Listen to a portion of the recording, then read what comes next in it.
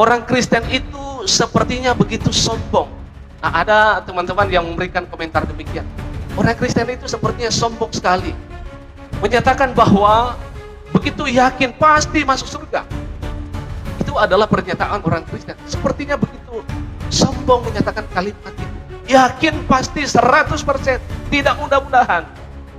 Tetapi tahukah Anda bahwa orang Kristen bukan hanya asal berbicara, tetapi memang itulah faktanya yang langsung diucapkan oleh tokohnya sendiri, yaitu pribadi Yesus Kristus sendiri. Kalaunya masalah seperti itu, kami pun juga punya ayatnya. Apalagi kan Allah menyelamatkan. Ya, di dalam Quran surah Maryam ayat 72 bunyinya kayak gimana? Summa nunajjil ladzina taqaw wa nadharudz zalimina fiha jisiyya. Dan Allah menyelamatkan orang Islam dan membiarkan orang kafir di dalam neraka dengan keadaan yang berlutut. Jadi selain Allah Subhanahu wa taala menjanjikan surga, menjanjikan keselamatan, menjanjikan hidup yang kekal kepada umat Islam, Nabi Muhammad pun juga menjamin. Lah, kalau di agama lain ada yang jamin kayak gitu? Sampai 2 lapis seperti di agama Islam kagak bakalan Anda temui.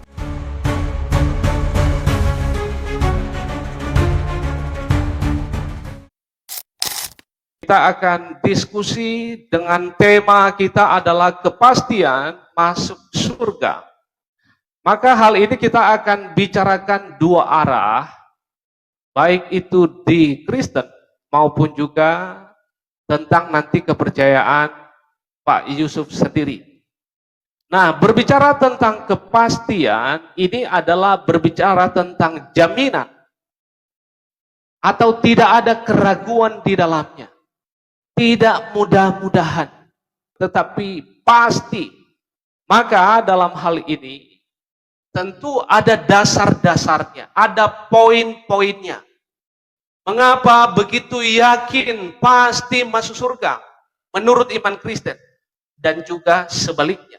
Maka tentu kita akan berbicara itu beberapa poin, 1, 2, 3, 4. Maka itu adalah yang jadi landasannya untuk kita semua. Dan kita akan melihat siapa sih sesungguhnya yang begitu yakin pasti akan masuk surga. Nah, teman-teman semua yang saya kasihi ya di dalam Tuhan, kita akan melihat terlebih dahulu bahwa orang Kristen itu sepertinya begitu sombong. Nah, ada teman-teman yang memberikan komentar demikian. Orang Kristen itu sepertinya sombong sekali. Menyatakan bahwa begitu yakin pasti masuk surga. Itu adalah pernyataan orang Kristen. Sepertinya begitu sombong menyatakan kalimat itu. Yakin pasti 100%, tidak mudah-mudahan. Tetapi tahukah Anda bahwa orang Kristen bukan hanya asal berbicara, tetapi memang itulah faktanya yang langsung diucapkan oleh tokohnya sendiri, yaitu pribadi Yesus Kristus itu sendiri. Bahwa ada satu jaminan kepastian bagi seluruh orang Kristen yang sungguh-sungguh, dalam tanda kutip ini, dalam tanda kutip. Bagi orang Kristen yang sungguh-sungguh, ada jaminan bagi mereka pasti masuk ke surga di mana Yesus berada saat ini. Nah, itu adalah kepastian yang luar biasa. Maka saya sebelumnya akan memberitahukan bahwa sebenarnya bagi orang Kristen itu mudah sekali. Mengapa begitu yakin pasti masuk surga? Yang pertama, karena orang Kristen itu yakin begitu pasti, tidak mudah-mudahan. Yaitu karena melalui iman. Karena melalui iman yang sungguh-sungguh percaya kepada Kristus. Itu yang pertama. Yang kedua adalah karena Yesus sendiri mengucapkan hal itu. Dia akan menjamin orang-orang yang sungguh-sungguh percaya kepadanya berada di tempat dia, di kediamannya, di mana dia berada. Semua orang nanti yang akan meninggal dunia pasti ada di tempat dia, di mana dia berada. Ialah di Firdaus, di surga. Maka ini adalah kepastian. Maka saya menyatakan bahwa sebenarnya tidak perlu panjang lebar, tetapi secara poinnya adalah yang pertama, orang Kristen itu begitu yakin pasti masuk surga. Yang pertama adalah karena iman yang sungguh-sungguh, bukan karena berdasarkan perbuatan baik, bukan berdasarkan karena amal baik, karena kita adalah manusia berdosa, maka tidak akan mungkin kita bisa sampai kepada Allah melalui perbuatan baik, tetapi melalui iman.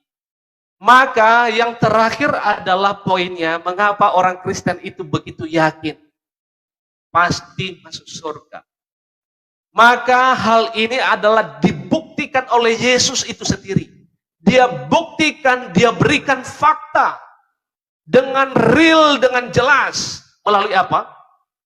Melalui kematiannya, pengorbanannya di atas kayu salib.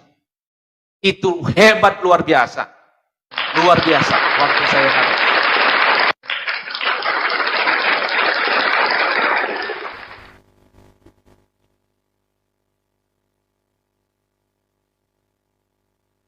Mau saya hantam sebenarnya teman-teman, cuma nggak boleh kalau opening ya.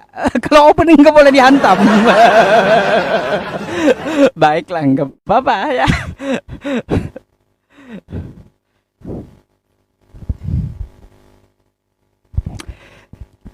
Assalamualaikum warahmatullahi wabarakatuh. Untuk kawan-kawanku yang kangen semuanya dengan saya maupun yang di YouTube juga ya, syukron jazakumullah khair dimanapun Anda berada. Semoga Allah subhanahu wa ta'ala selalu melindungi Anda semuanya. Bertemu kembali dengan saya Yusuf PI, kawan-kawan semuanya. Setelah 1 minggu kita istirahat ya dari ibadah Ramadan untuk difokuskan gitu. Malam ini kita live streaming diskusi kembali dengan Pak Pendeta Eman Halawa tentang temanya kepastian masuk surga. Baik teman-teman semuanya, di dalam agama Islam ya, kepastian masuk surga itu sudah pasti. Karena selain Allah Subhanahu wa taala yang menjamin, juga nabinya yang menjamin. Ya. Jadi teman-teman, Nabi Muhammad itu adalah kebenaran, jalan dan hidup. Tidak akan sampai kepada Tuhan semesta alam jika tanpa melalui Nabi Muhammad Sallallahu Alaihi Wasallam. Apakah saya hanya ngibul atau non data atau cuma asumsi?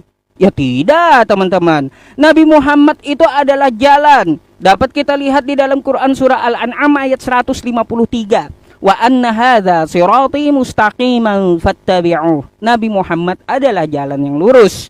Terus kita dapat juga melihat di dalam Quran surah Ali Imran ayat 31. Qul in kuntum tuhibbunallaha fattabi'uni yuhibbukumullah. Apabila kamu mencintai Allah, maka ikutilah jalanku, kata Nabi Muhammad. Ya. Itu diperintahkan Allah untuk disampaikan kepada seluruh manusia. Nabi Muhammad jalan. Terus Nabi Muhammad kebenaran. Kita dapat membuka di dalam Quran surah Al-Baqarah ayat 119. Inna arsalnaka bil haq, sesungguhnya kami mengutus engkau ya Muhammad dengan kebenaran. Terus dikuatkan lagi dengan satu ayat Quran surah Muhammad ayat 2, Nuzzila ala Muhammadi wa huwal haqqu mir rabbihim. Apa yang diturunkan kepada Nabi Muhammad itu adalah kebenaran dari Tuhan semesta alam. Oke? Nabi Muhammad adalah kebenaran. Terus Nabi Muhammad juga menjamin hidup yang kekal. Di mana hadisnya? Di dalam riwayat Bukhari ya. Kita dapat membaca kullu ummati yadkhulunal jannah illa man aba. Semua umat Islam akan masuk surga dan memperoleh hidup yang kekal. Makanya saya bilang kepada Pendeta Eman, Nabi Muhammad itu adalah jalan kebenaran dan hidup. Tidak akan sampai kepada Tuhan semesta alam tanpa melalui Nabi Muhammad Sallallahu Alaihi Wasallam. Ya, kami kalaunya masalah seperti itu kami pun juga punya ayatnya. Apalagi kan Allah menyelamatkan. Ya, di dalam Quran surah Maryam ayat 72 bunyinya kayak gimana? Tsumma nunajjil ladzina taqaw wa nadharu adh-dhalimina fiha jisiyya. dan Allah menyelamatkan orang Islam dan membiarkan orang kafir di dalam neraka dengan keadaan yang berlutut. Jadi selain Allah Subhanahu wa taala menjanjikan surga, menjanjikan keselamatan, menjanjikan hidup yang kekal kepada umat Islam, Nabi Muhammad pun juga menjamin. Lah, kalau di agama lain ada yang jamin kayak gitu?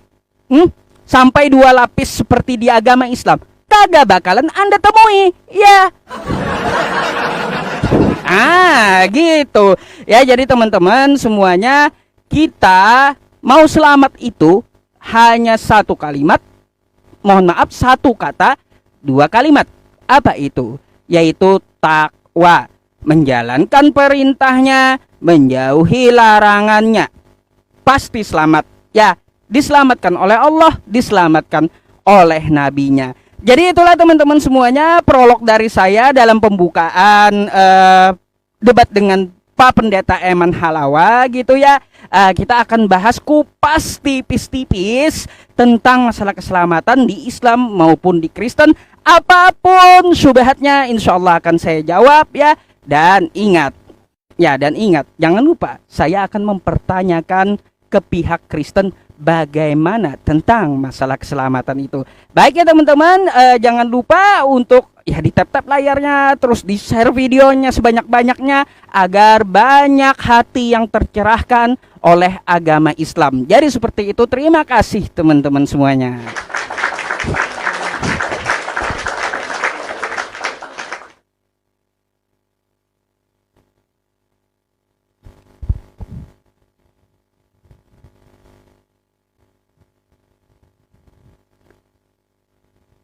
Oke, belum muncul.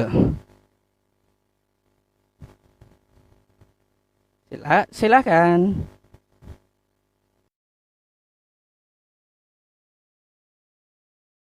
Oke, baik. Luar biasa apa yang dikatakan oleh Pak Ustadz Rufai. Begitu semangat luar biasa. Dan tentu saya apresiasi itu untuk beliau. Semangatnya pasti masuk surga, kata beliau. Nah, perlu kita konfirmasi lewat pernyataan beliau tadi. Dia begitu yakin pasti masuk surga. Dan juga seluruh umat Islam pasti, kata beliau, masuk surga.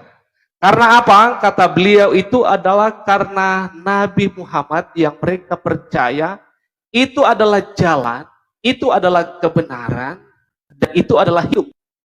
Sepertinya mirip-mirip ini Pak Ud yang ada di dalam Alkitab saya.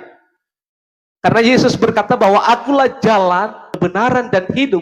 Tidak ada seorang pun sampai kepada Allah kalau tidak melalui Yesus Kristus. Sepertinya ini mirip-mirip. Atau mungkin bahkan sama Pak Ustadz. Saya juga kurang tahu ini Pak Ustadz. Apakah ini memang kebetulan mirip saja atau bagaimana? Tetapi saya apresiasi untuk semangat beliau yang begitu berkobar-kobar menyatakan keyakinannya bahwa pasti beliau dan seluruh saudara-saudara kita orang Islam pasti masuk surga. Karena apa? Karena kata beliau, kata Pak Ustadz, Nabi Muhammad adalah jalan, kebenaran, dan hidup. Dan dia menjamin, yaitu hidup kekal bagi saudara kita. Nah teman-teman, saya akan memberitahukan, saya berikan poin saya yang pertama di sini dulu. Mengapa saya dan seluruh orang Kristen pasti masuk surga? Selain ayat yang saya sebutkan tadi, Yesus sendiri menjamin bahwa pasti seluruh orang percaya akan masuk surga. Karena apa? Yesus berkata, akulah jalan. Dia adalah jalan dan dia adalah hidup itu sendiri. Tidak ada seorang pun sampai kepada Allah Bapa di surga kalau tidak melalui iman kepada Kristus. Tetapi saya mau tambah poin saya. Maka yang menjadi dasar bagi iman Kristen untuk masuk surga adalah bukan perbuatan baik. Kalau saudara-saudara kita di luar sana ada yang menganggap bahwa mereka bisa sampai ke surga karena perbuatan baik, maka itu terbalik dari iman Kristen. Bukan karena perbuatan baik, Maka inti daripada iman Kristen itu adalah bukan perbuatan, tetapi melalui iman. Apakah perbuatan baik penting? Penting. Itu hanya sebagai akibat saja, itu hanya sebagai buah daripada iman. Itu hanya sebagai rasa syukur kepada Allah kalau orang Kristen berbuat baik. Tetapi saya mau pastikan di sini bahwa orang Kristen itu yakin pasti masuk surga karena firman Tuhan berkata, Efesus pasal 2 ayat 8 dan 9.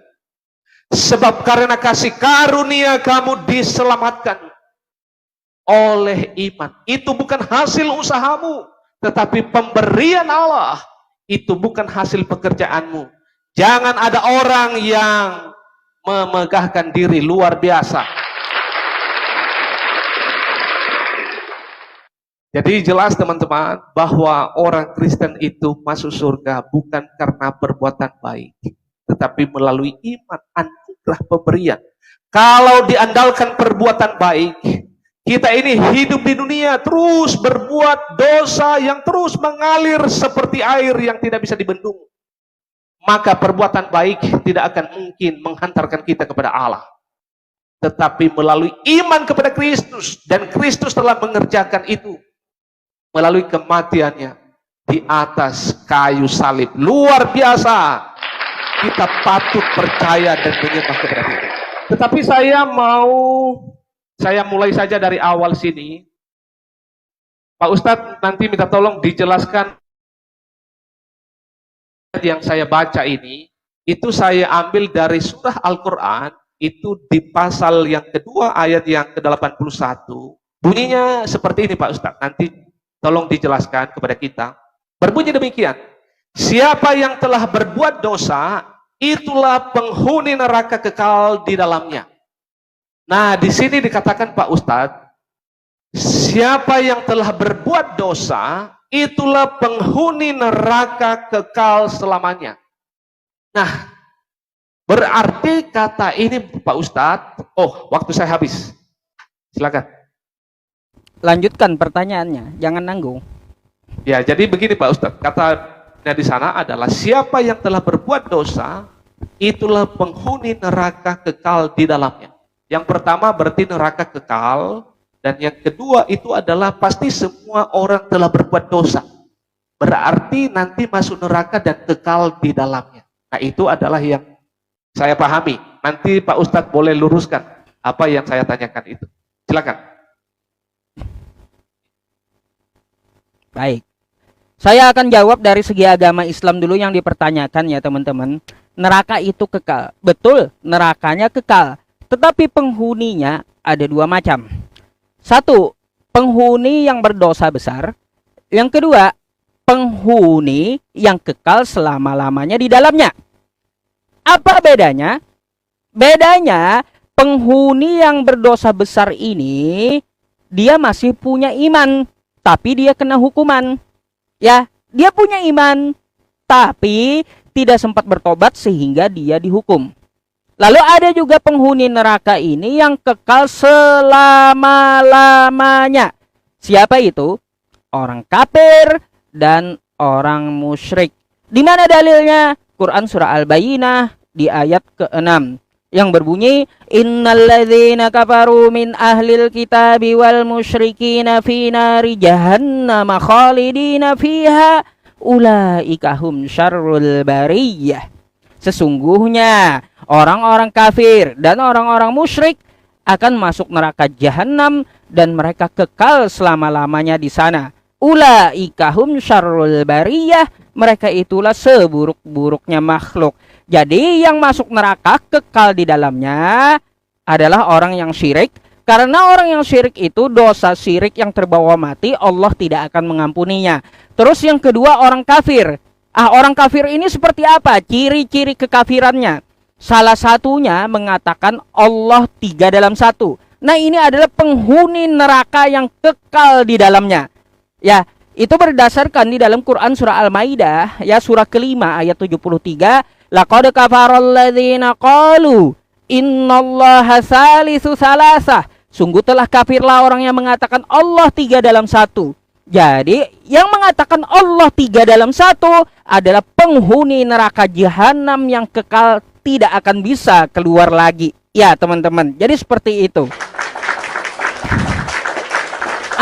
Kita balikin aja ke Bang Eman. Apakah Bang Eman mengatakan Tuhan semesta alam itu 3 dalam 1? Kalau Bang Eman mengatakan seperti itu, maka siap-siaplah Anda menjadi penghuni neraka jahanam selama-lamanya. Ya, nah itu yang dimaksud. Ya, neraka itu kekal, ada 2 macam. Contohnya begini saja Bang Eman ya. Umat muslim itu dikasih tiket untuk masuk surga. Nah, tiket itu ada yang bisa langsung menggunakannya, ada juga yang tidak langsung menggunakannya. Contoh saja, ya, kita dikasih tiket, ya, seluruh manusia di kota saya di Banjarmasin disuruh untuk masuk ke stadion. Tapi dibagikan tiketnya kepada seluruh warga di kota Banjarmasin ini. Nah, ada warga kota Banjarmasin yang dalam keadaan sibuk sehingga dia tidak dapat menggunakan tiket untuk masuk stadion. Tapi ada juga yang warga Banjarmasin ini, dia itu lenggang waktunya, lalu dia bisa menggunakan langsung tiket tersebut untuk masuk stadion. Begitu pula ya, umat muslim itu diberi tiket untuk masuk surga, cuma tergantung waktunya. Ada saja umat muslim yang berbuat dosa, tiketnya udah di tangan, tapi dia tertahan karena hukuman. Kan kayak gitu. Ada juga yang udah dikasih tiket, tetapi dia bisa langsung menggunakan karena dia tidak banyak dosa. Jadi seperti itu, tiketnya udah ada. Lah kalau kafir kayak gimana? Alih-alih masuk, tiketnya aja kagak ada. Kan kayak gitu. Jadi teman-teman semuanya, Bang Eman, saya mau bertanya, ya, kita perlu tahu konteks Yohanes 14 nomor 6. Yesus saat itu ngomong sama siapa? Sama Kristen atau sama Yahudi? Coba, di mana jaminan Yesus Kristus menjamin? Aku menjamin umat Kristen masuk surga. Carikan, ya, sampai kiamat saya tunggu itu ayat, ya. Bakalan Anda temukan konteksnya. Yesus saat itu sedang berbicara dengan Yahudi. Yesus berkata orang yang percaya akan dia selamatkan, dan ngomongnya dengan Yahudi, bukan dengan Kristen. Karena apa? Yesus tidak pernah mengenal Kristen, ya. Yesus tidak pernah mengenal Kristen. Jadi pertanyaan saya, tolong dulu carikan di mana tekstual di kitab Anda Yesus mengatakan aku menyelamatkan Kristen, bukan orang percaya ya, tapi menyelamatkan Kristen. Itu dulu yang saya cari. Silakan.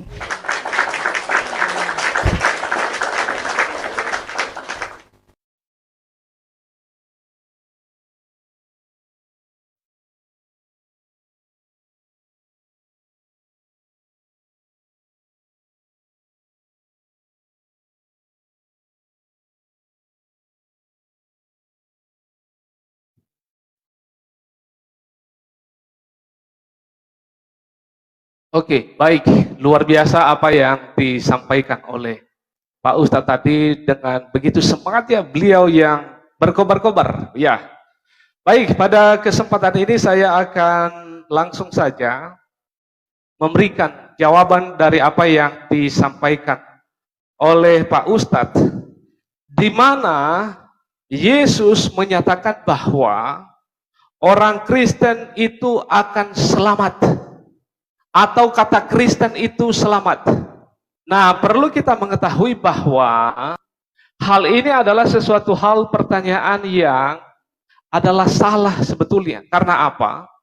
Kata Kristen itu sendiri adalah pengikut Yesus. Kata Kristen itu sendiri adalah orang yang percaya kepada Kristus.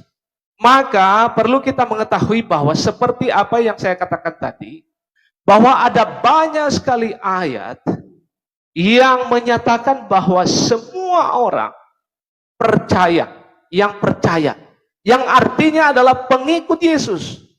Nah, kata pengikut Yesus itu artinya adalah disebut sebagai Kristen, Pak. Memang kalimat yang Anda katakan itu secara eksplisit, Kalimat itu kita tidak temukan di Alkitab, Pak. Tetapi yang dimaksudkan adalah orang Kristen yang percaya, yang sungguh-sungguh percaya, pasti akan diselamatkan.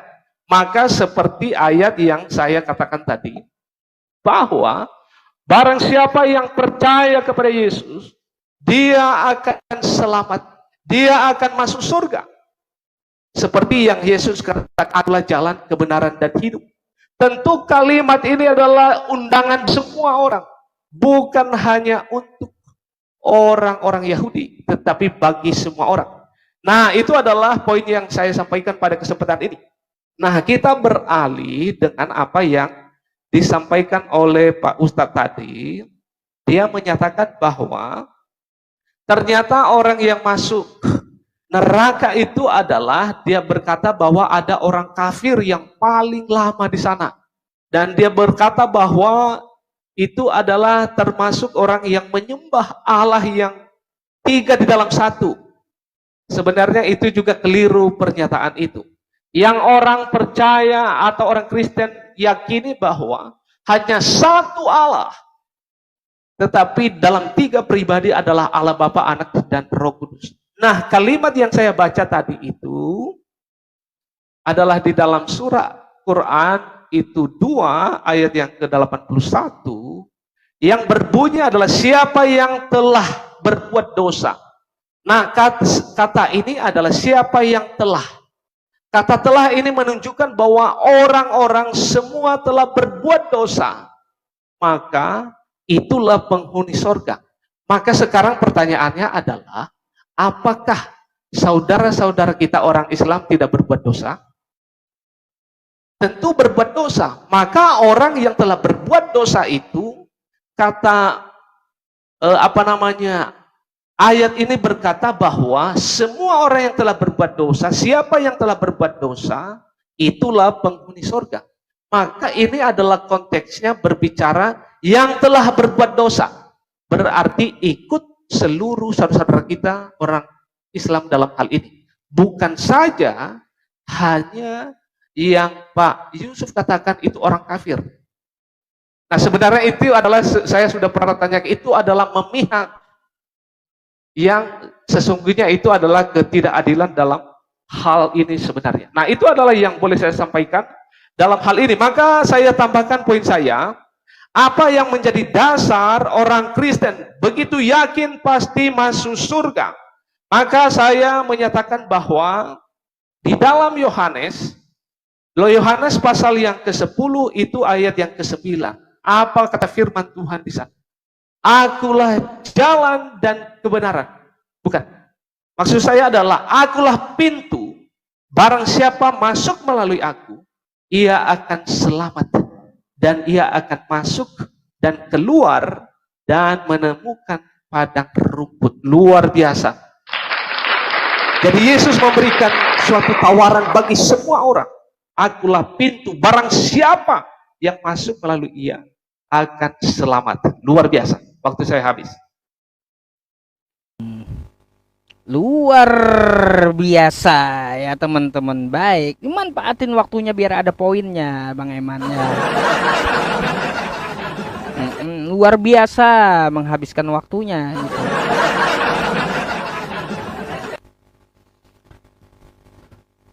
Baik, diterima dulu.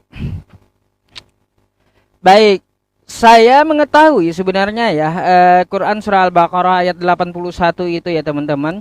Dikatakan oleh Allah Subhanahu wa taala bahwa penghuni neraka dari orang kafir itu yang berbuat dosa, salah satunya dia dosa syirik. Karena syiriknya enggak diampuni, maka dia adalah penghuni neraka selama-lamanya. Dalilnya udah saya bacakan di sesi pertama tadi gitu ya teman-teman. Tapi kata Bang Eman, umat Islam juga berbuat dosa.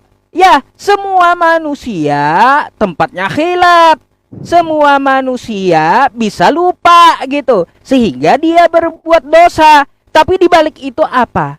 Allah Maha Pengasih lagi Maha Penyayang berfirman di dalam Quran surah At-Tahrim, ya ayyuhalladzina amanu tubu ilallahi taubatan nasuha asa rabbukum ayyukaffir ankum sayyiatikum wa yudkhilakum jannatin tajri min tahtihal anhar.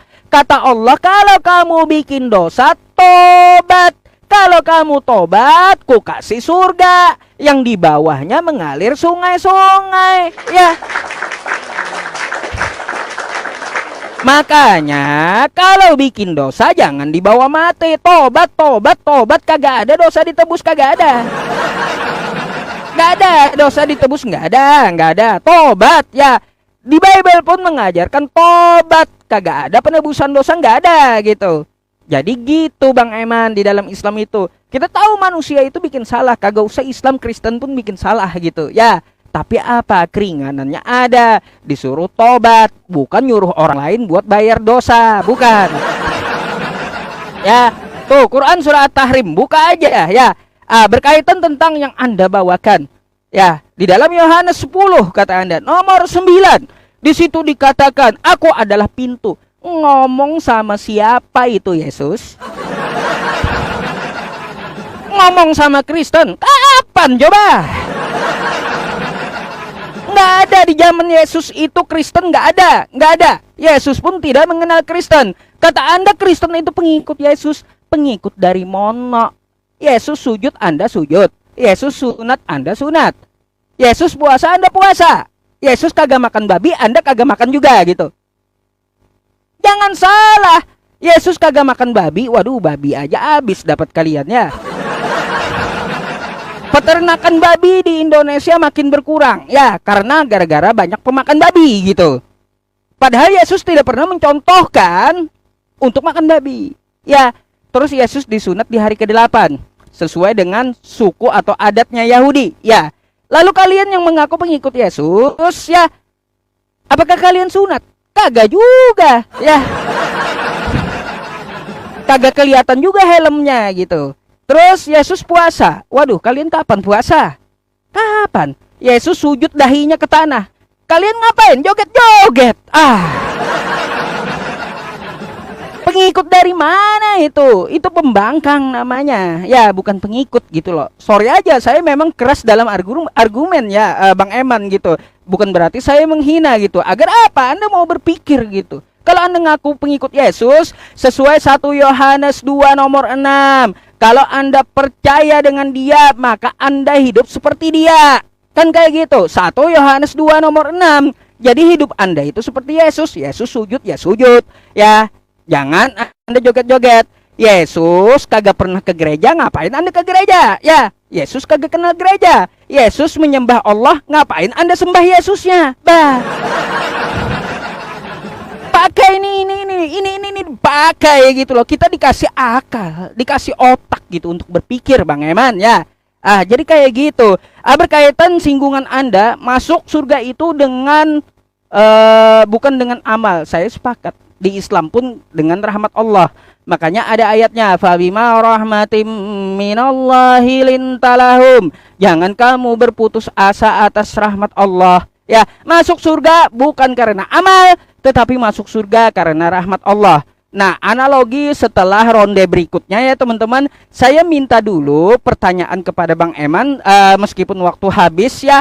Bang Eman, Anda mengaku diselamatkan kan di Kristen? Coba Anda buka 2 Korintus 2 nomor 15. Nggak apa-apa ya habis waktunya, soalnya saya bertanya sedikit gitu.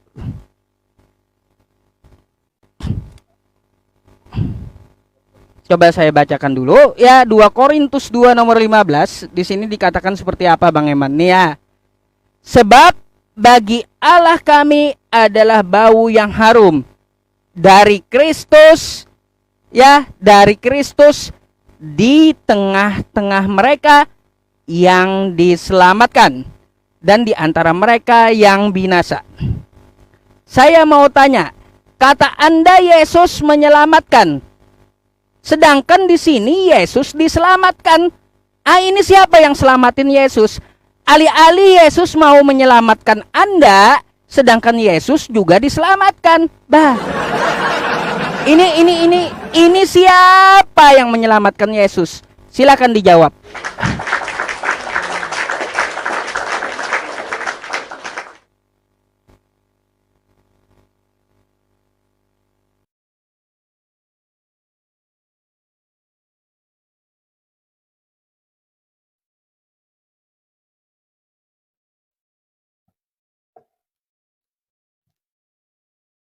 Oke, baik teman-teman, luar biasa.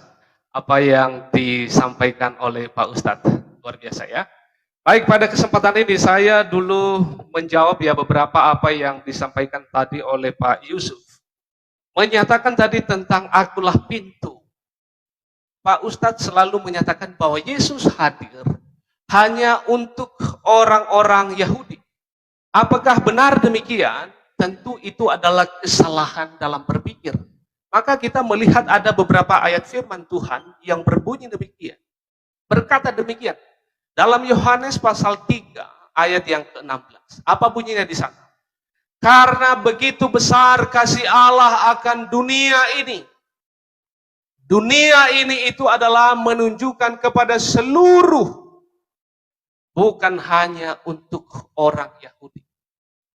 Memang pertama-tama Yesus hadir di tengah orang Israel.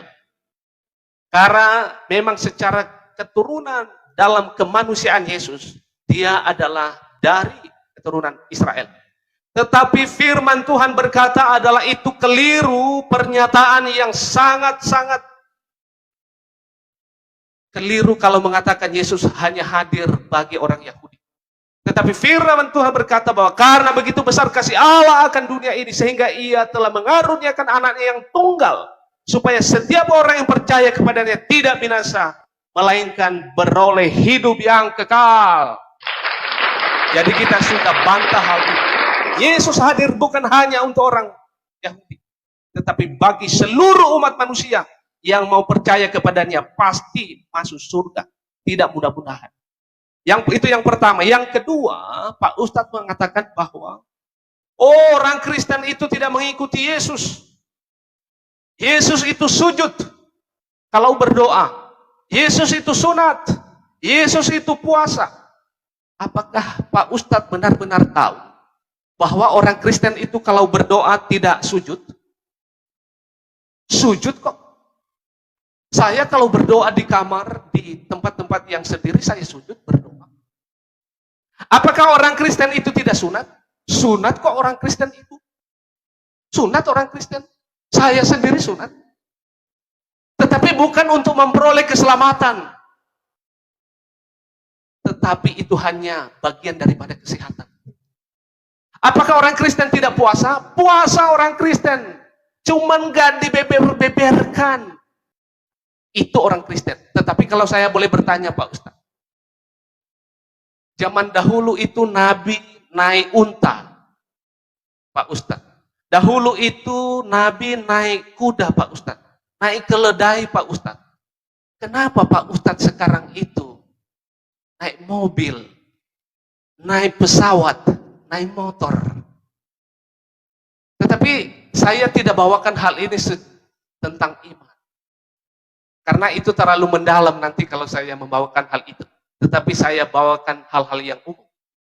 Tetapi saya menjawab hal ini bahwa kalau Anda mengatakan bahwa apa orang Kristen tidak sujud? Sujud. Apakah orang Kristen sunat? Tidak sunat? Sunat kok. Tetapi bukan itu jaminan orang Kristen masuk surga. Nah itu jelas. Maka saya mau menjawab dulu apa yang dikatakan tadi Pak Ustaz. Bagi Allah kami merupakan bau harum yang menyegarkan, yaitu keharuman Kristus yang ada di dalam hati kami dan yang tercium oleh orang-orang di sekitar kami, baik yang sudah diselamatkan maupun yang belum. Ini kalimat bahwa Rasul Paulus mengatakan bahwa kami merupakan bau harum yang menyegarkan, yaitu keharuman Kristus yang ada di dalam pribadi Rasul Paulus, di dalam pribadi Rasul Paulus. Dan yang tercium oleh orang-orang di sekitar kami, baik yang sudah diselamatkan maupun yang belum. Artinya bahwa Kristus telah ada di dalam dirinya, di dalam diri Pak Rasul Paulus, maka dicium oleh orang-orang yang ada di dekat mereka. Nah begitu dia pengertiannya Pak Ustaz. Sekarang saya mau bertanya dulu. Adalah bagaimana dengan anaknya Rasulullah yang dia tidak mampu memberikan keselamatan kepada anaknya sendiri. Coba nanti dijelaskan ini Pak Ustadz. Ialah di dalam hadis yang berkata bahwa, waktu saya habis, nanti saya akan lanjutkan. Saya mau cepat aja ini ya teman-teman. Saya jawab ya. Saya tahu hadisnya itu gampang gitu ya, gampang Bang Eman. Tunggu aja, sabar ya.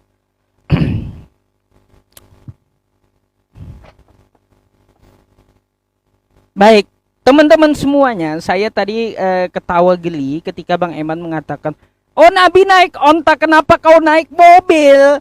Kenapa? Nggak ada di zaman Nabi itu mobil," katanya.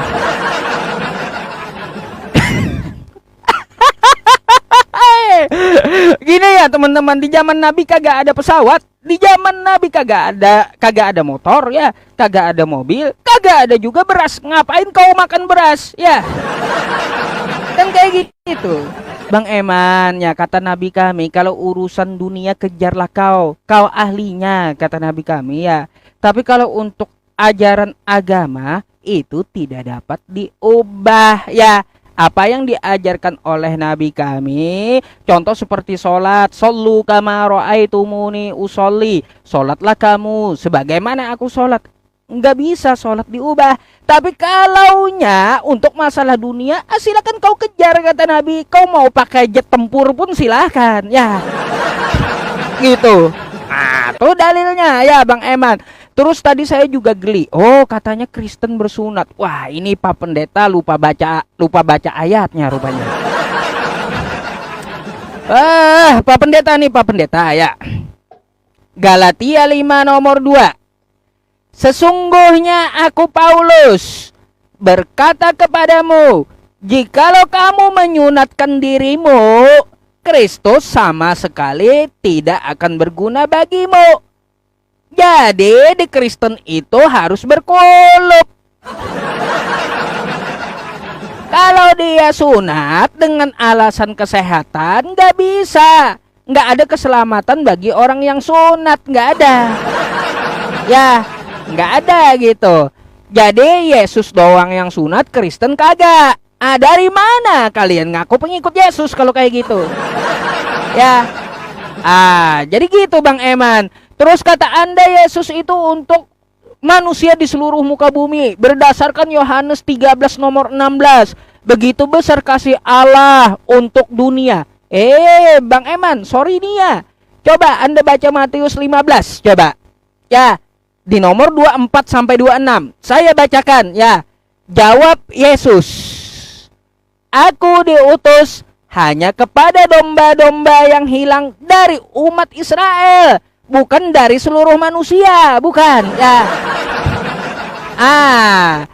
Ini konteksnya Yesus berbicara dengan orang ya, dengan seorang perempuan yang minta tolong kepada Yesus, tapi perempuan itu bukan dari Israel, bukan suku Israel, bukan. Orang yang menuhankan Yesus menurut Yesus, lalu menyembah Yesus ya, dan berkata Yesus itu Tuhan. Apa kata Yesus ya? Tetapi perempuan itu mendekat dan menyembah dia. Satu nih, menyembah dia ya, perempuan yang di luar Israel itu ya, sambil berkata Tuhan. Lagi-lagi perempuan itu menyebut Yesus Tuhan, tolonglah aku. Apa kata Yesus?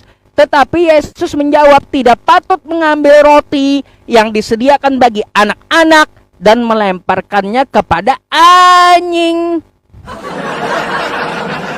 Jadi Bang Eman, orang-orang di luar Bani Israel, apalagi Bani Indonesia ya, yang menyembah Yesus dan menyebut Yesus itu Tuhan, maka bagi Yesus dia adalah anjing ya.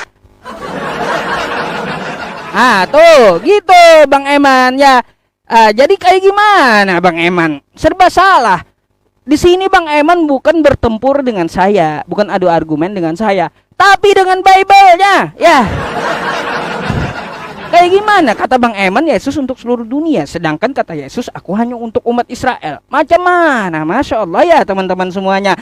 Bang Eman, berkaitan tentang pertanyaan Anda masalah hadis tadi ya, tolong Anda tampilkan dulu hadisnya, biar Anda paham ya apa konteks hadis tersebut, baru akan saya jelaskan. Saya belum menemukan pertanyaan atau konteks yang Anda tanyakan dari hadis tersebut. Jadi kalau bisa setelah menanggapi saya, Anda juga tampilkan hadis tersebut. Tapi itulah kita akui bersama, kata Bang Eman, tidak ada secara tekstual Yesus menyelamatkan Kristen, tetapi menyelamatkan orang yang percaya. Percaya seperti apa? Inilah hidup yang kekal itu, kata Yesus, yaitu mengenal Engkau satu-satunya Allah yang benar dan mengenal Yesus sebagai utusan, bukan Tuhan. Ya, Yohanes 17 nomor 3 itu. Ya, silakan Bang Eman. Oke, baik. Nah, teman-teman, luar biasa apa yang disampaikan oleh Pak Ustadz ini ya. Dan tentu itu adalah sesuatu hal yang sebenarnya itu adalah tidak diimani oleh orang-orang Kristen. Karena apa? Karena itu adalah penyeleweng. Dan Pak Ustadz itu adalah sosok begitu mengenal. Sepertinya dia lebih ahli dari saya, dari apa yang saya tahu. Makanya kalau saya bertanya dengan Pak Ustadz itu, maka saya menanyakannya seperti ini. Tolong dijelaskan. Karena barangkali itu bisa salah dari apa yang saya pahami. Tetapi Pak Ustadz dalam hal ini adalah dia lebih pintar dari saya, yang sudah puluhan tahun sudah belajar. Seperti itu. Nah, tetapi tidak apa-apa. Itu adalah pribadinya. Oke, baik. Kita akan melihat bahwa ada beberapa pernyataan yang disampaikan tadi oleh Pak Ustadz. Dia menyatakan bahwa Yesus itu adalah bukan hanya untuk orang Israel, tetapi hanya untuk orang Israel, tetapi bukan untuk semua orang. Maka saya menyatakan bahwa itu adalah pemahaman yang keliru. Baik itu dalam Yohanes tadi, itu pasal yang 17 ayat ketiga, dan maupun juga yang Anda sebutkan tentang perempuan itu. Itu juga adalah pemahaman dan pengertian yang salah dan keliru. Karena apa?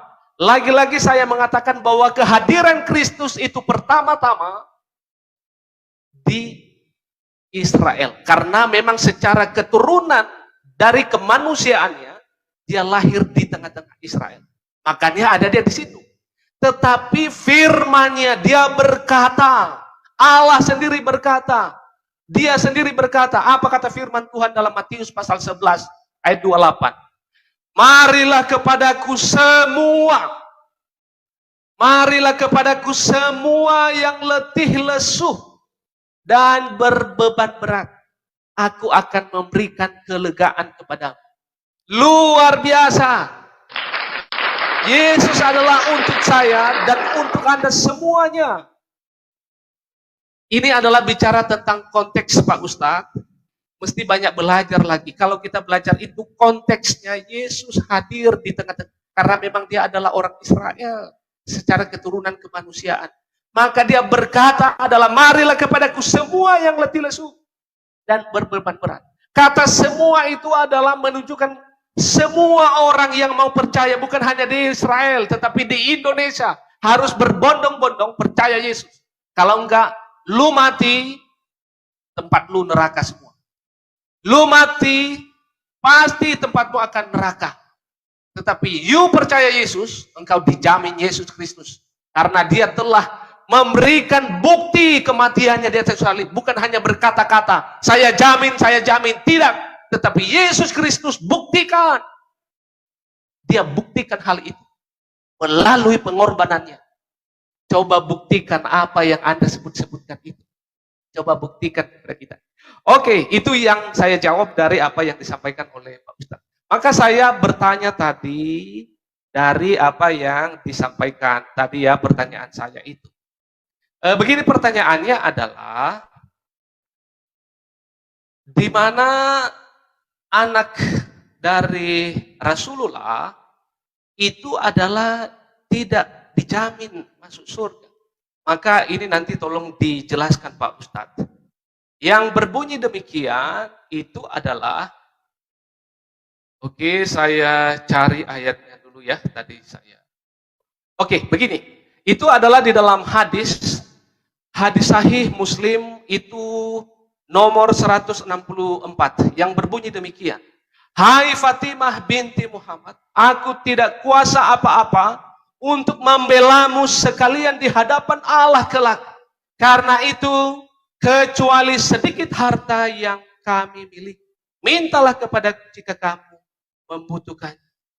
Bapak Ibu dan teman-teman semua, ini adalah yang pertama. Yang kedua itu adalah di dalam hadis juga Muslim nomor 163 yang berbunyi demikian, hai Fatimah, selamatkanlah dirimu dari api neraka.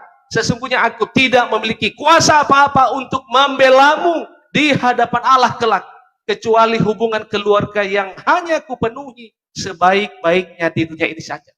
Oke, terima kasih. Itu adalah jelas tadi apa yang sudah kita baca. Mudah-mudahan. Baik, tepuk tangan, thank you.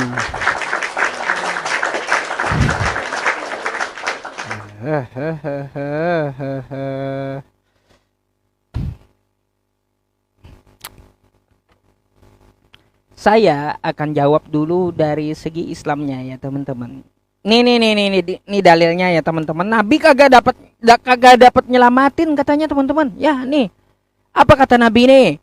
Wahai orang-orang Quraisy, ya nih ya, selamatkanlah diri kalian. Sesungguhnya aku tidak dapat menolong kalian sedikit pun dari Allah. Wahai Bani Abdi Manaf, sesungguhnya aku tidak dapat menolong kalian sedikit pun dari Allah. Wahai Abbas bin Abdul Muthalib, sesungguhnya aku tidak dapat menolongmu sedikit pun dari Allah. Wahai Safiyah bibi Rasulullah, ya, semuanya sampai Fatimah kagak dapat ditolong semuanya katanya.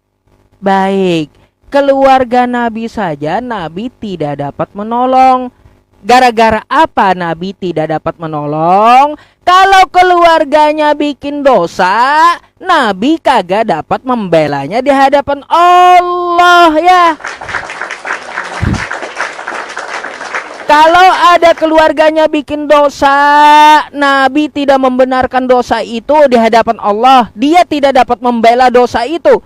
Ya, contoh ada umatnya yang berzina. Ya, Nabi tidak membenarkan berzina itu di hadapan Allah. Enggak dapat Nabi membela ya dosa orang tersebut. Ya, begitu pula dengan anaknya. Begitu pula dengan keluarganya. Kalau keluarganya contoh Abu Lahab. Ya, Abu Lahab dia musyrik. Oh, Nabi Muhammad tidak dapat membela Abu Lahab di hadapan Allah ya karena kemusyrikannya ya. Gitu maksudnya. Siapa juga yang membenarkan dosa? Nabi saja tidak dapat membela dosa keluarganya di hadapan Allah gitu. Ya, maka dari itu tobat kagak ada ditebus, kagak ada bertumpu dengan Nabi, kagak ada. Apa ya? Terus berkaitan tentang masalah yang Anda masalahkan, masuk surga bukan karena amal, tapi atas pemberian karunia Allah. Ya sama di dalam Islam seperti itu juga. Saya pernah menganalogikan dengan Pak Pendeta Christian apologetik tentang masalah itu. Bang Eman, kita di dunia ini kalau kita bekerja keras ya, bekerja keras kita akan banyak dapat uang. Dengan uang itu kita bisa menyewa kamar hotel. Lalu kita dengan uang itu kasih ke resepsionis uangnya, lalu resepsionis kasih kunci kamar hotel. Dengan kunci itu kita buka pintu kamarnya. Bukan dengan uang ditempelin ke pintu hotel. Kagak ada. Ya, nggak ada orang masuk hotel dengan tempelin uang di pintu hotel. Nggak ada. Pasti pakai kunci dari resepsionis. Begitu pula kalau kita banyak beramal, maka mendatangkan rahmat Allah. Dengan rahmat itu buka pintu surga. Ya, bukan dengan amal. Bah. Kayak gitu maksudnya. Jangan Anda kalau banyak uang langsung Anda tempelin di pintu hotel itu uang. Biar kebuka pintunya. Sampai kiamat kagak kebuka. Ya. Begitu pula dengan amal dan rahmat. Beramal dulu baru rahmat muncul. Dengan rahmat itu kita dimasukkan ke surga. Gitu Bang Eman. Ya, berkaitan tentang masalah yang saya katakan dari Bible Anda. Waduh, Bang Eman, karena Yesus kata Anda kita diselamatkan. Yohanes 5 nomor 30. Aku tidak dapat berbuat apa-apa dari diriku sendiri. Aku menghakimi sesuai dengan apa yang aku dengar dan penghakimanku adil. Yesus ngaku tidak dapat berbuat apa-apa. Di 2 Korintus, Yesus diselamatkan. Siapa yang selamatin Yesus? Alih-alih dia menyelamatkan Kristen, dengan tentara Romawi aja dia kagak selamat, Bang. Alih-alih mau menyelamatkan Kristen, menyelamatkan dirinya saja dari tentara Romawi nggak bisa gitu. Itu di mana logikanya gitu? Di mana logikanya kalau kayak gitu ya? Apakah kehendak Bapa di surga menurunkan Yesus agar Yesus itu disalibkan? Saya mau bertanya dong, demi keselamatan di Kristen, adakah secara tekstual di kitab Anda Bapa yang di sorga menginginkan Yesus itu disalibkan? Silahkan dijawab.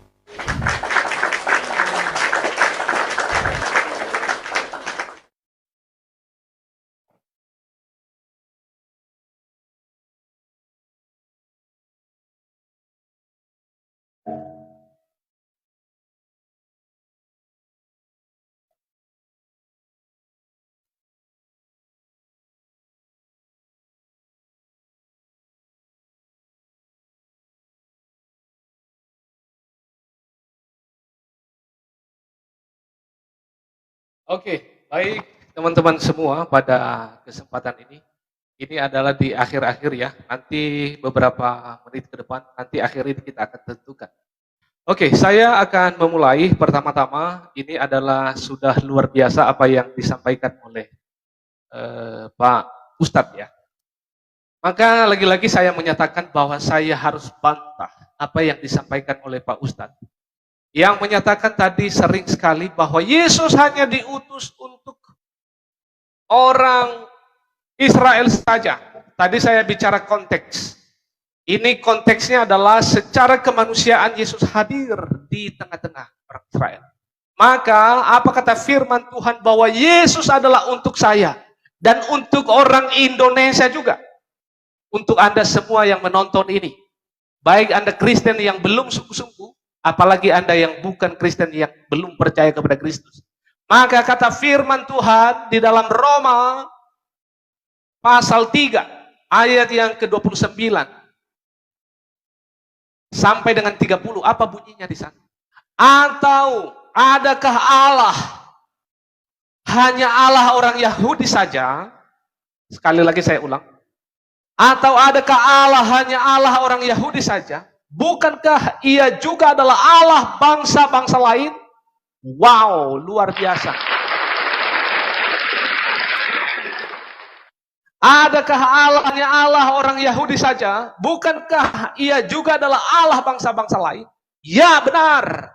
Ia juga adalah Allah bangsa-bangsa lain.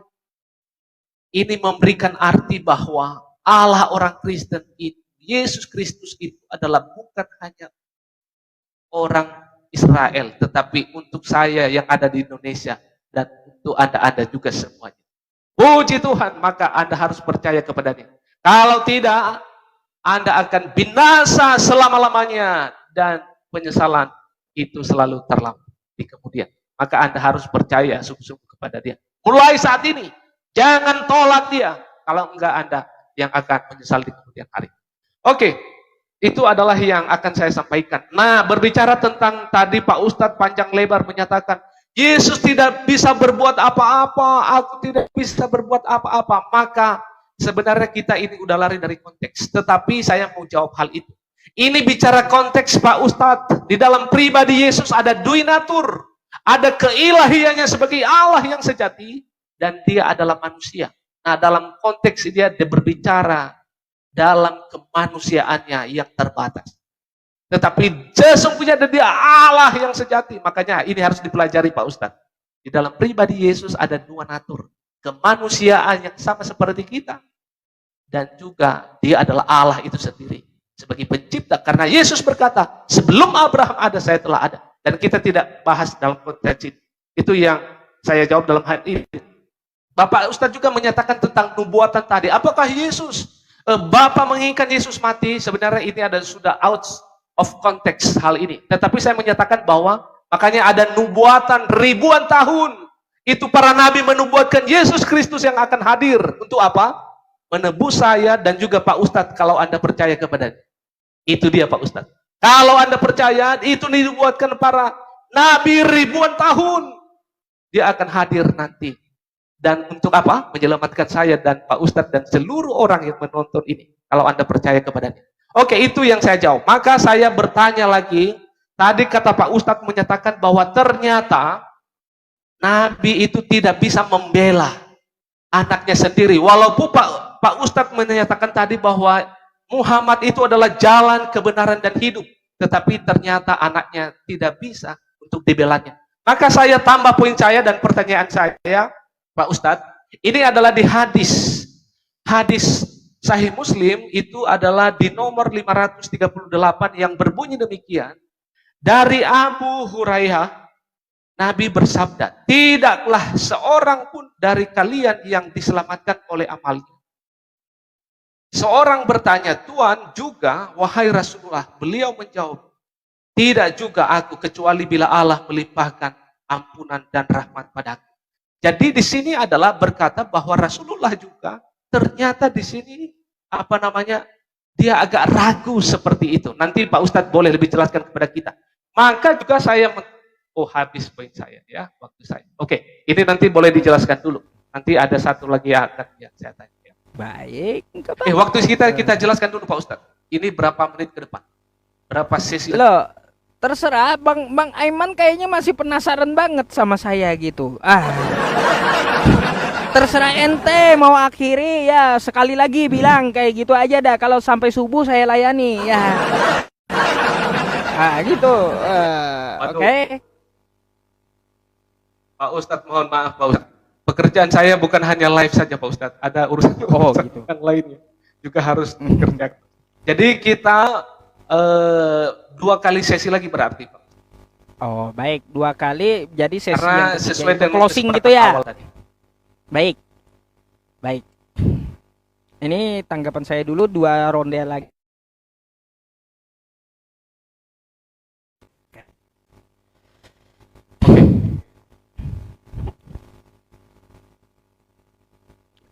Baik teman-teman, Nabi Muhammad tidaklah ragu ya. Kenapa dia tidak bisa menyelamatkan keluarganya di hadapan Allah ya, kalau keluarganya bikin dosa. Udah saya bilang seperti itu. Ya, contoh keluarganya ada yang syirik seperti Abu Lahab. Dia, Nabi Muhammad, tidak akan bisa menolong dan menyelamatkan keluarganya yang syirik. Ya, tidak bisa Nabi Muhammad di hadapan Allah membela dosa kesyirikan. Ya, udah dibilang kayak gitu ya. Nabi Muhammad itu menyelamatkan orang yang sesuai perintah Allah yang disampaikan melalui dirinya. Ya, ati'ullaha wa ati'ur rasul. Ya, kan kayak gitu. Apa yang diperintahkan Allah yang disampaikan Nabi, ikuti itu. Dengan itu ya, karena kita taat dengan Allah, Rasulullah pun menjamin syafaat untuk diselamatkan gitu ya. Bukan berarti orang yang berbuat dosa lalu dibela, macam mana? Atau orang yang berbuat dosa lalu ditebus, kagak ada kayak gitu. Kagak ada ya. Jadi bedakan konteksnya. Nabi Muhammad itu menyelamatkan bagi orang muslim ya, yang beriman kepada Allah. Bukan seperti keluarganya Abu Lahab, Abu Jahal yang syirik. Nggak bisa dibela Nabi, nggak bisa ya. Itu konteksnya, hadisnya ya. Berkaitan tentang masalah amal tadi saya udah jelaskan juga ya. Itu tanggapan saya. Emangnya Bang Eman kalau punya uang banyak, Anda mau sewa kamar hotel, masuk kamarnya, Anda tempelin uang Anda ke pintunya? Kagak. Pasti Anda ke resepsionis dulu kasih uang ya, lalu resepsionis kasih kunci. Dengan kunci itu Anda buka pintu kamar hotel itu ya. Begitu pula di dunia ini kita beramal banyak ya. Dengan amal kita Allah merahmati dan memberikan rahmatnya kepada orang yang beramal. Dengan rahmatnya itulah ya, kita masuk surga. Udah juga dikasih seperti itu. Apalagi yang mau ditanya? Saya akan tanggapi apa yang Anda katakan kepada saya. Ya, saya hanya mengatakan apa yang dikatakan oleh Yesus. Ya, apa kata Yesus? Aku tidak dapat berbuat apa-apa dari diriku sendiri. Ya, maka saya akan cari konteks dari akar tema kita, kepastian masuk surga. Kalau Bapa di surga saja tidak menghendaki Yesus itu disalib, kata Anda, karena Yesus itu disalib, maka Kristen diselamatkan.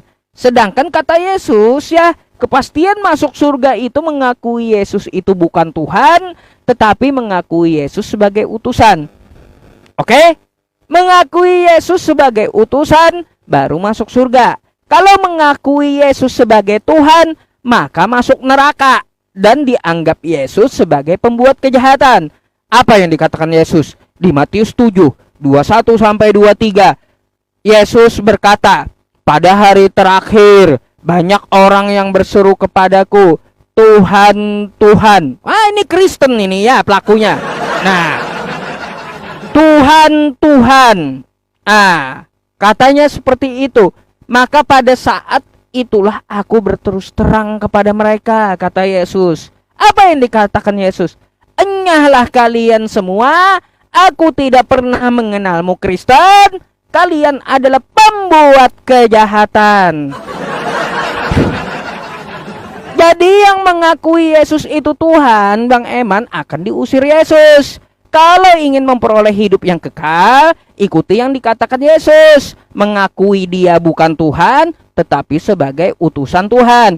Inilah hidup yang kekal itu. Mereka mengenal Engkau satu-satunya Allah yang benar, dan mengenal Yesus Kristus yang telah Engkau utus. Makanya Yesus itu akui sebagai hamba Tuhan, bukan Tuhan. Makanya saya tanyakan juga di mana kehendak Bapa di sorga untuk menyalibkan Yesus, ya karena di situ adalah kepastian masuk surga. Ternyata tidak ada kehendak Bapa di sorga ya untuk Yesus itu disalibkan. Artinya ini Kristen juga insya Allah, teman-teman, ya. Sesuai di Yakobus, ya, di Yakobus 4, insya Allah. Tapi nggak mungkin insya Allah ya, menurut Islam pasti masuk neraka gitu. Oke, berarti kita 2 kali lagi ya. Saya 1 kali menjawab Pak Ustadz, baru nanti habis itu closing. Pak Ustadz jawab saya, baru nanti closing juga. Oh ya, baik, silakan. Oke, saya tangkapi Pak Ustadz ini dulu, baru nanti habis itu Bapak Ustadz tangkapi, baru kita sama-sama nanti gitu tutup ya. Oke, baik.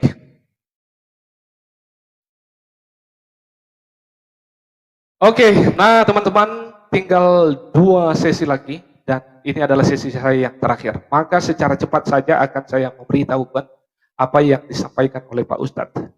Nah, saya langsung saja jawab apa yang disampaikan Pak Ustadz tadi. Pak Ustadz menyatakan bahwa ada orang yang sudah menjadi Kristen, yang itu dikutip dari Matius 7 ayat 22-23. Di mana dikatakan bahwa pada hari terakhir ada banyak orang akan berseru kepadaku, Tuhan, Tuhan, Tuhan. Bukankah kami bernubuat demi namamu dan mengusir setan demi namamu dan mengadakan mukjizat demi namamu? Maka Yesus berkata bahwa aku tidak mengenal engkau, enyalah daripada di hadapanku. Pak Ustadz, dari awal saya tekankan tadi dari pembukaan saya bahwa orang Kristen yang sungguh-sungguh percaya Yesus Tuhan Juru Selamat dijamin pasti masuk surga. Bukan Kristen-Kristenan, bukan hanya KTP, bukan hanya menyebut dirinya Kristen, walaupun dia pelayanan, walaupun dia bertahun-tahun jadi orang Kristen, tetapi sesungguhnya bukan Kristen mereka. Mereka bukan pengikut Yesus. Karena apa? Mereka adalah orang hanya yang statusnya saja.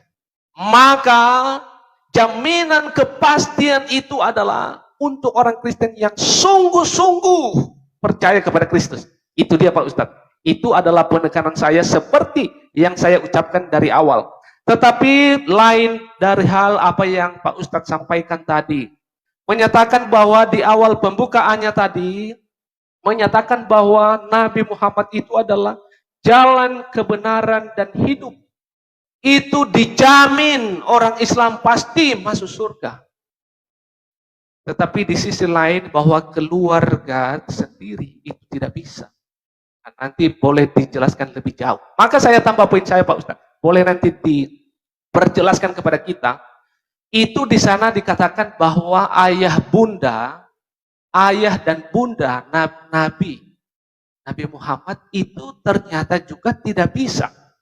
Selain daripada anaknya, dan Pak Ustadz juga setuju tadi itu tidak bisa diselamatkan. Dan juga ayah bunda daripada Nabi itu dari data yang saya baca, nanti Pak Ustadz lebih jelaskan kepada kita, yang berbunyi demikian. Dalam hadis Sahih Muslim nomor 203. Apa bunyinya di sana? Dari Abu Hurairah radhiyallahu yang ia berkata, seorang laki-laki bertanya kepada Nabi, "Wahai Rasulullah, di manakah ayahku?" Beliau menjawab, "Di neraka." Ketika orang itu berpaling, Nabi memanggilnya kembali dan bersabda, "Sesungguhnya ayahku dan ayahmu berada di neraka." Jadi orang yang bertanya itu dan ayahanda dari Nabi di neraka disebutkan dalam teks ini. Nanti Pak Ustadz boleh jelaskan hal itu. Yang kedua, ibunda daripada Nabi berkata dari teks yang saya baca, nanti Pak Ustadz boleh jelaskan kepada kita. Dari hadis Sahih Muslim nomor 976. Apa bunyinya di sana?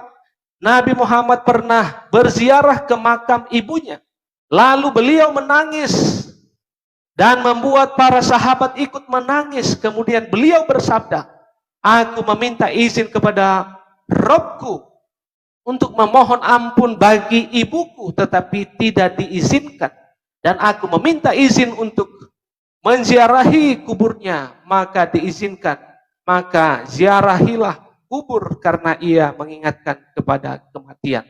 Jadi kalimatnya yang saya tekankan di sini adalah ketika di situ dikatakan, "Aku meminta izin kepada Robku untuk memohon ampun bagi ibuku, tetapi tidak diizinkan."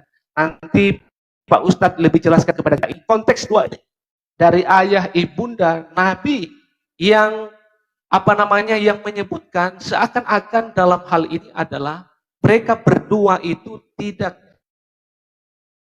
masuk dalam bacaan. Nanti Pak Ustadz boleh lebih jelaskan kepada kita dalam hal ini. Maka ini adalah yang perlu saya sampaikan, bahwa satu-satunya jalan kebenaran dan hidup keselamatan orang Kristen hanya ketika percaya kepada Kristus dan beriman pada Kristus. Di luar Yesus tidak ada keselamatan. Demikian.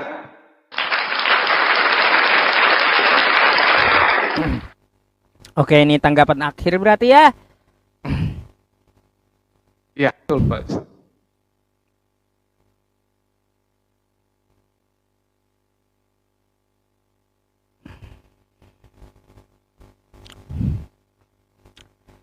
Baik, Bang Eman, perlu Bang Eman ketahui, di situ memang terjadi beberapa pendapat gitu ya tentang masalah orang tua Nabi. Tetapi bagi saya pribadi,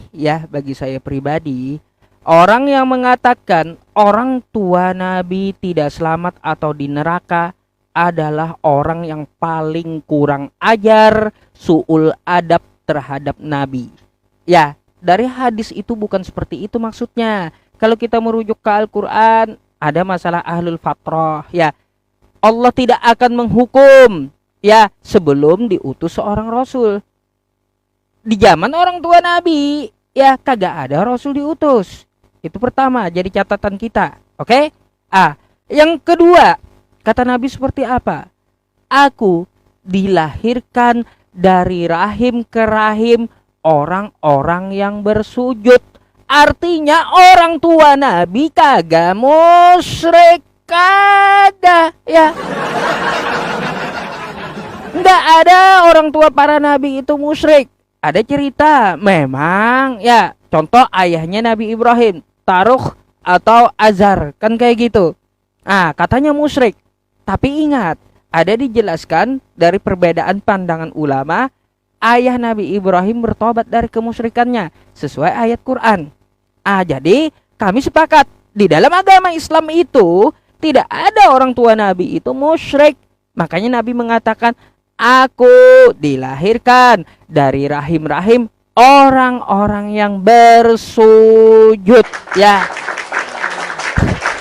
Karena apa teman-teman? Ya, ajaran sujud sudah saya jelaskan kepada kawan-kawan semuanya. Sejak zaman Nabi Adam, terus ke Nabi Ibrahim, ke Nabi Musa, ke Daud, ke Ezra, ke Yesus, ke Nabi Isa, sampai ke kita. Ya, semuanya bersujud. Artinya apa? Sujud itu adalah ciri orang yang beriman kepada Tuhan semesta alam. Apabila Nabi dilahirkan dari garis keturunan yang bersujud, artinya nasab Nabi Muhammad bin Abdullah bin Abdi Manaf sampai ke atasnya, ya, Abdul Muthalib, Abdi Manaf, ke atasnya itu sampai ke Nabi Ibrahim, itu adalah orang-orang yang bersujud nasabnya gitu. Artinya orang yang beriman kepada Tuhan semesta alam. Gitu Bang Aiman. Ya, orang yang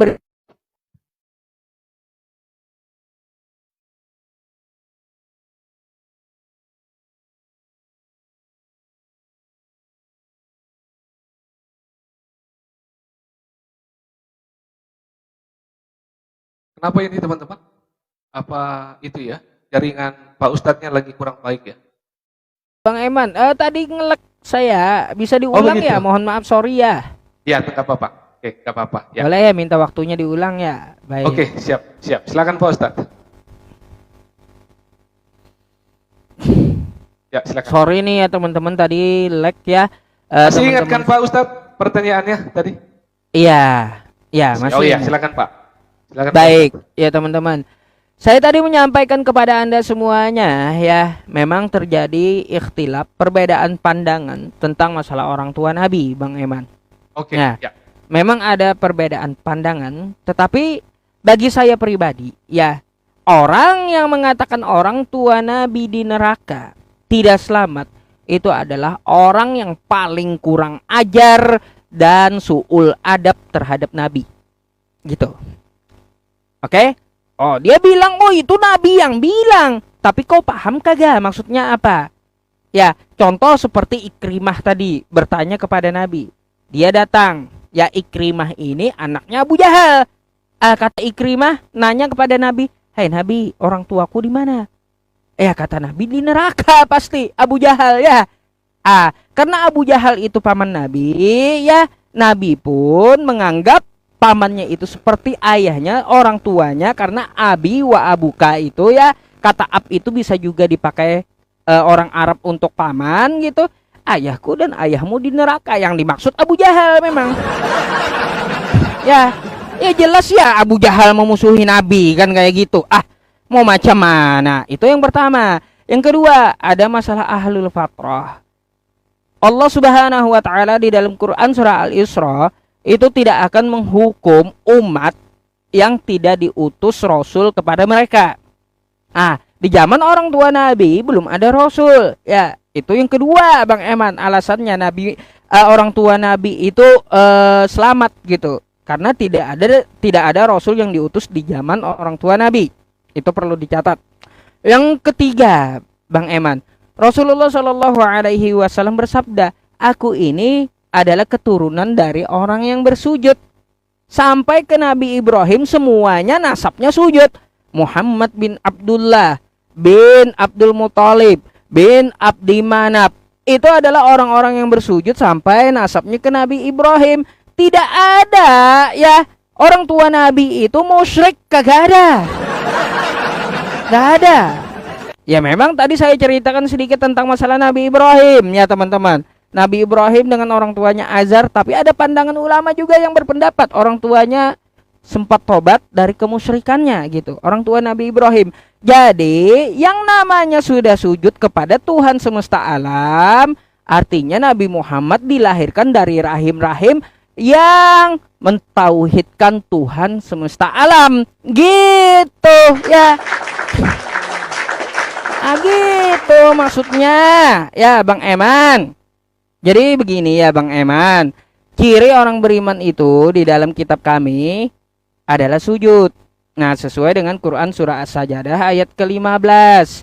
Innama yu'minu bi ayatina alladzina idza dzukkiru biha kharru sujjada wa sabbahu bihamdi rabbihim wa hum la yastakbirun. Apabila orang-orang beriman diperingatkan dengan ayat kami, maka mereka sujud dan menyungkur, dan mereka tidak menyombongkan diri. Kata Nabi, dia keturunan dari orang-orang sujud. Artinya apa? Keturunan dari orang-orang beriman, ya. Jadi kayak gitu. Jadi kalau untuk masalah izin, masalah Nabi ziarah ke tempat orang tuanya, ingin mendoakan orang tuanya, lalu dilarang oleh Allah, tidak diizinkan. Artinya apa? Di situ kita dapat melihat dari cerita itu, Bang Eman. Ya, sekelas Nabi saja dia taat kepada Tuhan semesta alam. Lah, kita Nabi bukan, ulama bukan, terus syekh bukan, mufti bukan, ustadz bukan, ya. Tapi kagak taat dengan Tuhan. Gimana mau masuk surga? Sujud kagak pula. Malah ibadahnya joget-joget, bah. Jauh kali mau masuk surga gitu. Lihat sekelas Nabi aja mendoakan orang tuanya nggak diizinkan. Taat Nabi kepada Tuhan semesta alam. Lah itu tamparan buat kita gitu. Kita orang biasa mau membangkang dengan Tuhan. Aduh, na'udzubillahi min dzalik ya teman-teman. Jadi kayak gitu. Jadi itu aja tanggapan saya. Silahkan di closing untuk Bang Eman. Kita closingnya tidak nyebrang lagi gitu ya, karena saya juga tidak bertanya dan hanya menanggapi tadi. Silahkan untuk di closing. Oke, Pak. Berarti saya yang duluan Pak Ustadz. Iya, nggak nyebrang juga. Bang Eman nggak bahas Maksudnya Islam saya lagi, yang tapi duluan. kesimpulan saya pun juga kesimpulan nggak nyebrang ke Kristen lagi gitu. Oke, baik. Dan pada akhirnya teman-teman, kita sudah sampai di penghujung pada kesempatan ini. Maka sama seperti di awal tadi saya sebutkan di pembukaan, bahwa Yesus menjamin 100% tidak mudah-mudahan orang Kristen dalam tanda kutip yang sungguh-sungguh percaya kepadanya pasti masuk surga. Itu dia. Maka ayat firman Tuhan satu lagi akan saya bacakan bagi kita. Kata firman Tuhan dalam Lukas pasal 2 ayat yang ke-10 sampai 11, apa bunyinya? Lalu kata malaikat itu kepada mereka, jangan takut, sebab sesungguhnya aku memberitakan kepadamu kesukaan besar untuk seluruh bangsa. Ini katanya seluruh bangsa. Hari ini telah lahir bagimu juru selamat, yaitu Kristus Tuhan di kota Daud. Maka jelas bahwa Kristus adalah juru selamat saya dan untuk semua orang. Karena apa? Firman Tuhan berkata, hari ini telah lahir bagimu juru selamat, yaitu Kristus Tuhan di kota Daud. Itu yang akan saya sampaikan kepada kita. Maka ajakan ini untuk saya dan untuk Anda semua. Jangan takut. Jangan takut. Kalau Anda tidak percaya Yesus, maka seumur hidup Anda akan terus hidup dalam ketakutan, dalam kematian. Maka Anda mesti harus percaya Yesus. Supaya hidup Anda akan ada damai, ada sukacita, ada kemenangan, ada kedamaian dalam hidup Anda. Nah, ini adalah suatu penting sekali. Anda harus menerima Yesus sebagai Tuhan dan Juru Selamat Anda semua. Maka teman-teman semua yang saya kasihi semuanya, kita sudah mendengarkan apa yang disampaikan tadi Pak Ustadz. Saya kutip kembali apa yang disampaikan Pak Ustadz. Dan tentu saya tidak menggugah itu apa yang disampaikan oleh beliau. Dia menyatakan bahwa tadi itu Nabi Muhammad adalah, dia berkata itu adalah jalan, itu adalah kebenaran, dan itu adalah hidup. Ya, kita menghormati itu, kita menghargai itu. Dan begitu juga dengan tadi apa yang disampaikan dari teks yang saya baca, berhubung dengan tentang tentang ayah bunda tadi, memang mengakui beliau ada perbedaan pendapat, tetapi di pihak ini Pak Ustadz Yusuf ada di pihak bahwa pasti ayah bunda itu ada di surga. Nah, kita menghormati itu. Makanya saya menanyakan, bagaimana pandangan ini Pak Ustadz? Karena saya tidak sosokan tahu Pak Ustadz. Seperti Pak Ustadz, mengklaim-klaim tanpa juga mengerti konteksnya, tanpa mengerti juga lebih dalam. Saya yang puluhan tahun ini Pak, duduk bangku juga Pak. Belajar bertahun-tahun Pak. Makanya Pak Ustadz itu sepertinya lebih pintar dari saya yang sudah puluhan tahun belajar. Makanya saya tidak langsung mengklaim kalau saya bertanya. Saya minta pendapat Pak Ustadz. Bagaimana ini Pak Ustadz? Tolong jelaskan. Nah itu sesungguhnya yang baik dan benar dan bertanggung jawab. Karena kalau saya mengklaim seakan-akan saya lebih hebat dari Pak Ustadz. Padahal Pak Ustadz puluhan tahun juga mempelajari hal itu. Barangkali itu bukan pengertiannya. Maka seperti yang disampaikan Pak Ustadz tadi tentang ayah bunda daripada Nabi, itu ada perbedaan pendapat. Ya kita menghargai, menghormati. Barangkali itu adalah pengertian, itu adalah maksudnya. Dan kita hormat dalam hal itu. Setuju semua teman-teman? Tepuk tangan dulu untuk Pak Ustadz Yusuf yang luar biasa pada malam hari ini. Dan terlebih kepada Anda semua yang telah hadir, yang telah menonton dan setia. Dan salam kenal dari saya. Kiranya Tuhan terus menolong Anda, memberkati Anda, dan salam sukses untuk Anda semuanya. Dan pada akhirnya saya berkata, melalui iman saya, bahwa orang Kristen yang sungguh-sungguh dalam tanda kutip, mereka adalah bukan KTP.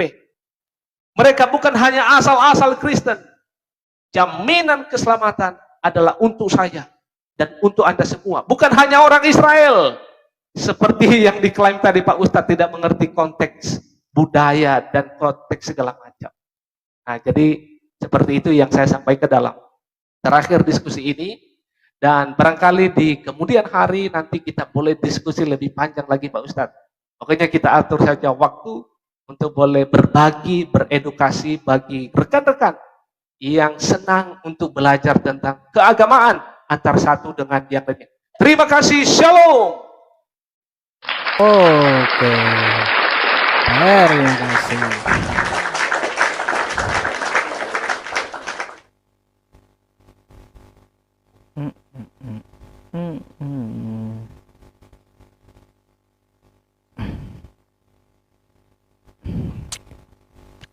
Baik teman-teman semuanya, di penutup ini Anda bisa menilai sendiri penyampaian Bang Eman maupun penyampaian saya ya. Kita diskusi ini hanya untuk menambah wawasan edukasi agar kita mau berpikir gitu ya. Dan tidak ada paksaan untuk masuk agama Islam. La ikraha fiddin. Tidak ada paksaan di dalam agama Islam. Kau mau kafir, urus sendiri diri kau, kan kayak gitu. Ya. Kau mau masuk Islam, kau juga yang selamat ya. Nah, tapi saya dan umat Islam tidak memaksa, tapi mengajak Anda untuk berpikir. Cuma itu kok ya tujuan kami. Tidak ada di sini saya memaksa Bang Eman, ayo masuk Islam. Kalau Bang Eman kagak masuk Islam, kagak selamat nanti, kagak. Tapi diskusi ini untuk kita berpikir ya. Teman-teman sekalian, sebagaimana di closing seperti biasanya, saya menguatkan lagi untuk keimanan kita ya. Tidak ada keselamatan di luar agama Islam. Ya, karena agama satu-satunya yang diridhoi Allah hanyalah Islam. Itu berdasarkan di dalam Quran surah Ali Imran ayat 19, Innad dina indallahil Islam. Sesungguhnya agama yang diridhoi Allah hanyalah Islam. Tidak ada di luar Islam. Terus di dalam Quran surah Ali Imran ayat 85, Wa may yabtaghi ghairal islami dina fala yuqbala min wa huwa fil akhirati minal khasirin. Barang siapa memilih agama selain agama Islam, maka tidak diterima oleh Tuhan semesta alam dan dia akan merugi di akhirat nanti. Dan agama Islam ini adalah agama satu-satunya yang diridhoi oleh Allah Subhanahu wa taala. Ditegaskan kembali ya teman-teman di dalam Quran surah Al-Maidah ayat ketiga. Al-yauma akmaltu lakum dinakum wa atmamtu 'alaikum ni'mati wa raditu lakumul Islam madina. Pada hari ini telah aku sempurnakan agamamu untukmu, dan telah aku cukupkan nikmatku untukmu, dan telah aku ridhoi Islam sebagai agamamu. Jadi teman-teman ya, andai ada kebenaran di luar agama Islam, kagak usah Anda yang menonton ya, yang 8 sampai berapa ribu tadi, hampir 10.000 ya. Kagak usah Anda yang menonton. Kalau ada kebenaran di luar agama Islam, Allah pasti katakan di Al-Quran, dan saya yang lebih duluan murtad daripada Anda. Tapi faktanya, sampai hari ini saya mempelajari di luar agama Islam, selain Kristen juga Hindu dan agama lainnya, ya tetap saya Islam. Artinya apa? Anda dapat melihat sendiri bahwa hanya di Islam yang ada kebenaran, tidak ada di agama lain. Oke? Nah, jadi kayak gitu.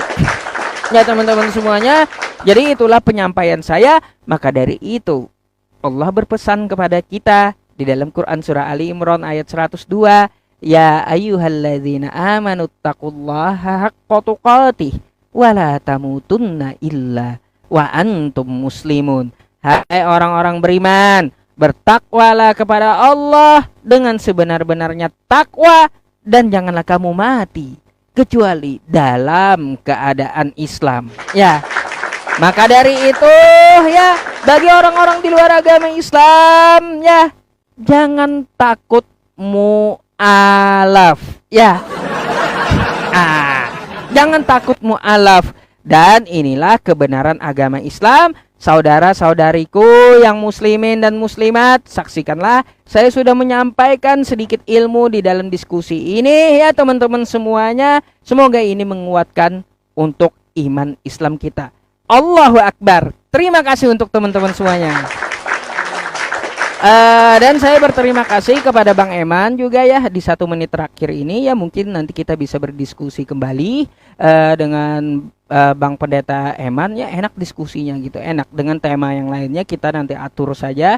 Kalau bisa kita bertukar untuk nomor WhatsApp di DM nanti juga boleh gitu ya.